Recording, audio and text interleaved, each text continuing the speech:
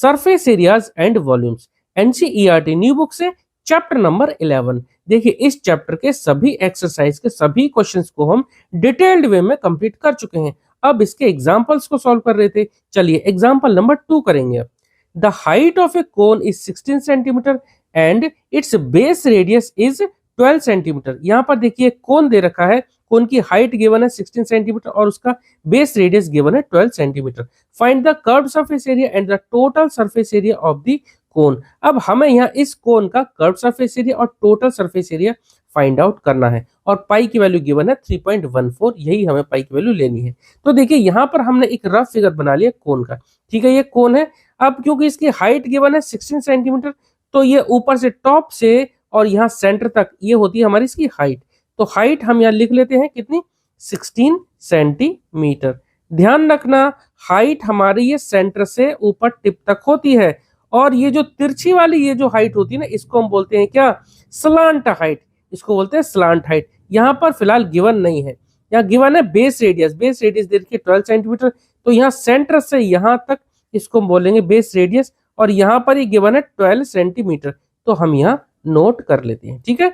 उसके बाद सीएसए और टीएसए निकालना, तो जो जो वैल्यू पहले हमें गिवन है ना वो लिख लेते हैं। पहले यहाँ पे हाइट गिवन है, height of the cone given है कितनी, 16 सेंटीमीटर। उसके बाद रेडियस गिवन है 12 सेंटीमीटर, तो आर इक्वल टू लिख लेते हैं 12 सेंटीमीटर, ठीक है। अब देखिए यहाँ कर्व सरफेस एरिया और टोटल सरफेस एरिया निकालना, तो हमें वहां पर स्लांट हाइट की जरूरत पड़ने वाली है, ठीक है। इससे पहले वाले एग्जाम्पल में भी हमने पढ़ा था एल यानी स्लांट हाइट वहां दे रखी थी, तो हमने सीएसए आराम से निकाल लिया था। यहाँ पर स्लांट हाइट गिवन नहीं है, तो यहाँ क्वेश्चन मार्क ले देता हूँ। और आपको सीएसए का फॉर्मूला पता होना चाहिए, क्या होता है कर्व सरफेस एरिया यानी सीएसए होता है पाई आर एल, ठीक है। तो एल अगर हमें नहीं पता है तो यहाँ कैसे पुट कर पाएंगे, तो सबसे पहले एल हम यहाँ से निकाल लेते हैं। देखिए स्लांट हाइट होती है हमारी इस तरह से, ये वाली तिरछी वाली हाइट, और ये हाइट और रेडियस ये दोनों आपस में 90 डिग्री का एंगल बनाते हैं। तो यहाँ हम पाइथागोरस थ्योरम लगा देते हैं, तो क्या होता है L square equal to R square plus H square, ठीक है। ये पाइथागोरस थ्योरम की हेल्प से हमने L square equal to R square plus H square लिख दिया। एल निकाल लेते हैं, स्क्वायर हटाते हैं और जो राइट साइड वाले को हम रूट के अंदर बंद कर देते हैं। कितनी आ जाती है हमारी स्लांट हाइट, यहाँ वैल्यू पुट करके निकाल लेंगे। रेडियस कितनी है 12 लिख लेते हैं, 12 है और स्क्वायर है लगा दो स्क्वायर। एच हाइट कितनी गिवन है 16 लिख देते हैं और उसका स्क्वायर कर देंगे और रूट इसको सॉल्व कर देंगे। देखो 12 का स्क्वायर 12 इंटू 12 होता है 144 लिख देते हैं, प्लस 16 का स्क्वायर होता है 16 इंटू 16 होता है 256 लिख देते हैं और इन दोनों को जोड़ देते हैं। कितना आ जाएगा 256 और 44 ये हो जाएगा 300 और 100 कितना हो जाएगा 400, यानी स्लांट हाइट की वैल्यू कितनी आ गई 20। रूट 400 की वैल्यू कितनी आ जाएगी 20, यानी 20 इंटू 20 होता है ना 400, तो एल की वैल्यू आ गई कितनी हमारी 20। और यूनिट क्या आएगी, दोनों हाइट और रेडियस दोनों सेंटीमीटर में थे, तो हमारी स्लांट हाइट कितनी आ गई 20 सेंटीमीटर। अब हम आसानी से चाहे जो चीज निकाल सकते हैं।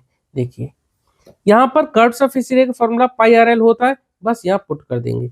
तो पाई की वैल्यू लेनी है 3.14 लिख लिया। आर एल, आर कितनी गिवन है 12 और एल हमने निकाल ली कितनी 20, बस सॉल्व कर देते हैं, ठीक है। चलो पहले एक काम करते हैं, 3.1 से 3.14 को पहले 12 से मल्टीप्लाई कर देते हैं, तो दो कितना आया 12 4 जा 48, 8 लिखा 4 कैरी, 12 1 जा 12, 12 और 4 कितना हो जाएगा 16, तो 16 का 6 लिखा 1 कैरी, 12 3 जा 36, 36 और 1 कितना हो जाएगा 37, ठीक है। तो ये हो जाएगा 37 और एक दो डिजिट से पहले यहाँ पे पॉइंट लग रहा है, तो एक दो डिजिट से पहले यहाँ हमने पॉइंट लगा दिया। मल्टीप्लाई कर देते हैं 20 से, ठीक है। देखो 20 में एक 0 है, यानी ये 2 इंटू 10 है, तो पॉइंट तो खिसक के आ जाएगा यहाँ पर, बस 2 से इसको मल्टीप्लाई कर दो। तो पहले 2 से इसको मल्टीप्लाई कर देते हैं, डेसिमल को एडजस्ट कर लेंगे। 2 8 जा हो जाएगा 16, 1 कैरी, 2 6 जो 12 और 1 13, 1 कैरी, फिर 2 7 जा 14 और 1 15, 1 कैरी, 2 3 6 7, इतना आ गया 7 5 3 6 आ गया। अब एक दो डिजिट से पहले पॉइंट है लगा दिया, 2 डिजिट से पहले पॉइंट, और इनटू देखो 20 का मैंने क्या करा 2 से मल्टीप्लाई कर दिया, 10 से यहाँ पर यहाँ लिख देता हूँ इंटू 10। अब देखो इस ये पॉइंट जो ना एक डिजिट आगे खिसक जाएगा, क्या हो जाएगा 753.6, ठीक है। 10 में एक 0 थी, तो एक डिजिट पॉइंट इधर राइट साइड में खिसक जाएगा, तो 753.6। और यूनिट क्या आएगी, क्योंकि कर्व सरफेस एरिया, एरिया कैसा भी हो यूनिट का स्क्वायर लगता है, सेंटीमीटर है तो सेंटीमीटर का स्क्वायर। ये हो गया इसका कर्व्ड सरफेस एरिया। अब देखिए अगर हमें टोटल सरफेस एरिया निकालना है, मैं इसको लिख देता हूँ TSA, टोटल सरफेस एरिया। अब टोटल सरफेस एरिया निकालना है तो ध्यान रखना कर्व्ड सरफेस एरिया में ही अगर बेस एरिया को जोड़ देते हैं तब वो टोटल सरफेस एरिया बन जाता है। ठीक है, चाहो तो आप उसका डायरेक्ट फॉर्मूला याद कर लो या फिर आप तोड़ के याद रख लो, वो ज्यादा आसान रहेगा। देखो कर्व सरफेस एरिया हमारा ये वाला, ये जो गोल गोल जो पार्ट होता है कोन का, वो होता है उसका कर्व सरफेस एरिया। और अगर इस कर्व सरफेस एरिया में ये area of base, area of base क्या है, सर्कुलर बेस है, तो सर्कल का एरिया को अगर हम कर्व सरफेस एरिया में जोड़ देंगे तो इसका टोटल सरफेस एरिया आ जाएगा। कर्व सरफेस एरिया हम निकाल चुके हैं कितना, 753.6। और इसी में अगर एरिया ऑफ बेस, क्योंकि सर्कल है तो सर्कल का एरिया जोड़ देंगे। सर्कल का एरिया क्या होता है, पाई आर स्क्वायर। चलो वैल्यू पुट कर देते हैं यहाँ पर, 753.6 प्लस पाई आर स्क्वायर, और पाई की वैल्यू लेनी है हमें कितनी, 3.14। आर स्क्वायर, आर कितना है, 12 है, तो 12 का स्क्वायर कर देंगे। चलो कोई बात नहीं, तो यहाँ जोड़ देंगे 753.6 प्लस 3.14 इंटू 12 का स्क्वायर कितना हो जाएगा, 12 का स्क्वायर हो जाएगा 144। ठीक है, अब हमें 3.14 को 144 से मल्टीप्लाई करना पड़ेगा। चलो इधर ही कर देता हूँ साइड में। ठीक है, 144 हमने लिख दिया यहाँ, और इसको लिख देंगे 3.14 से, तो पॉइंट हम लगा देंगे यहाँ पे। चलो लगा, 4 4 जा 16, 6 लिखा 1 कैरी, 4 4 जा 16 और 1 17, 1 कैरी, 4 1 जा 4 5 इंटू 1 4 जा 4, 1 4 जा 4, 1 1 जा 1, एक और रह गया, एक और रह गया, 3 4 जा 12, ये लाइन को कट कर देंगे। ठीक है, 3 4 जा 12, 1 कैरी, 3 4 जा 12 और 1 13, 1 कैरी, 3 1 जा 3 4। ठीक है, तो इतना आ जाएगा।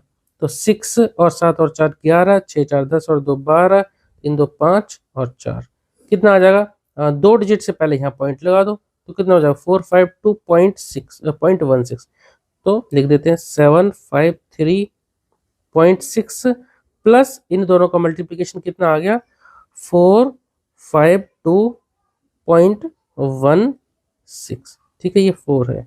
अब इन दोनों को जोड़ देते हैं, जोड़ने के लिए जगह तो कम है, चलो यहीं जोड़ देते हैं, 753.6 और दूसरा क्या था, 452.16। ध्यान रखना जब भी आप जोड़ेंगे ना तो पॉइंट के नीचे पॉइंट आना ही चाहिए। अगर पॉइंट के नीचे आपने पॉइंट नहीं लगाया, इधर लगा दिया, इधर लगा दिया, तो फिर आपका आंसर गलत आएगा डेफिनेटली।